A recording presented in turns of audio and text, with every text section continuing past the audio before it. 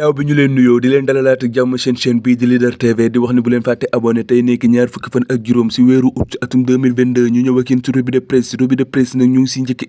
stade moom mu nga fësal tirage Ligue des champions boobee nga xam ne tey jii la bu 16h jotee boobulee tirage nag journal bi mi ngi ñuy xamal club yi nga xam ne ñoo bokk chapeau yooyu la club du ñu bokk groupe du ñu daje seen biir chapeau numéro 1 ñoo ngi fay gis Real Madrid ak Manchester City ak AC Milan ak Bayern ak Paris Saint-Germain ak Porto ak Ajax chapeau bu nekk dañ leen si limal yenn équipe yi rek chapeau numéro 2 nag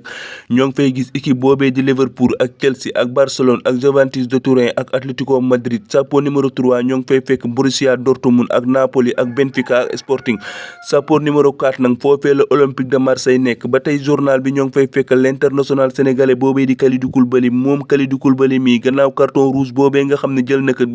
ba Chelsea di jàkkaarloo équipe boobee di Leeds United journal bi mi ngi ñuy xamal ni kii di Kalidou Koulibaly baadu na mu adapté woo sa Premier League ba nekk foofee sa Angleterre moo baaxul ba tey journal bi ñoo ngi fay fekk équipe boobee di Liverpool moom journal bi mi ngi ñuy xamal ni équipe boobee di Liverpool bu bëggee jouer saison ren bii def ay résultats yu baax moom Liverpool gii day fàtte l'international sénégalais bii di Sadio Mané bu ko deful rek day gën a suux. ginnaaw stade dañuy jubali yéeni kaay bu groupe Futurs Médias ñu gën ko xam si record moom record nag ma ngay fësal tirage Ligue des champions bi nga xam ne tey jii la bu 16h jotee boobule tirage nag moom journal bi mi ngay fësal joueurs yu mag yooyee nga xam ne ñoo bokk benn chapeau ku si mel ne Karim Benzema ak Neymar ak Sadio Mané mii nag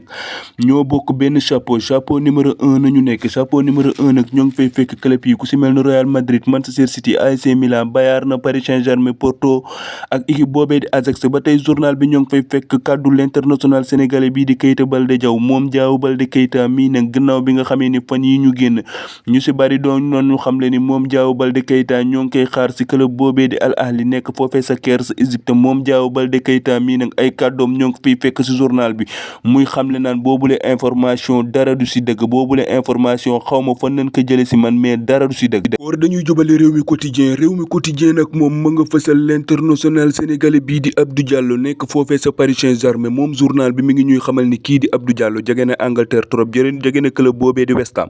gannaaw bi nga xamee ni moom Abdou Diallo mi club boobee di West Ham dafa bëgg l'international sénégalais bii di Abdou Diallo journal bi nag mi ngi ñuy xamal ni kii di Abdou Diallo boo ñàkkul sans solop ma nga jëm foofee sa Angleterre sa club boobee di West Ham mais kii di AC Milan nag mi ngi surveiller club boobee di West Ham su fekkente ni yokkul vitesse yi ñoom AC Milan dinañu jël l'international sénégalais bii di Abdou Diallo indi ko foofee sa Italie ba tey journal bi ñoo ngi fay fekk beneen l'international sénégalais ñu gën ko xamee si Idrissa Gana Gueye moom Idrissa Gana Gueye gannaaw bi nga xamee ni club boobee di Everton daf ko bëggoon mais Paris Saint-Germain nag la ñuy jaayee l'international sénégalais bii di Idrissa Gana Gueye dafa bare ba Everton bàyyi ko moom Idrissa Gana Gueye nag mi ngi ñaan waa Paris Saint-Germain googee ak kookee di Campo nañu dakkal contrat bi nga xam ni moo ko lié woon moom jour bi ak club boobee di Paris Saint-Germain gannaaw bi nga xamee ni mercato bi li si des bareetul ti moom Idrissa Gana Gueye dafa bëgg nee na dem si yeneen club yi di doxal ba tey journal bi ñoo ngi fay fekk l'international sénégalais boobee di Mamadou Niang moom Mamadou Niang nag journal bi mi ngi ñuy xamal ni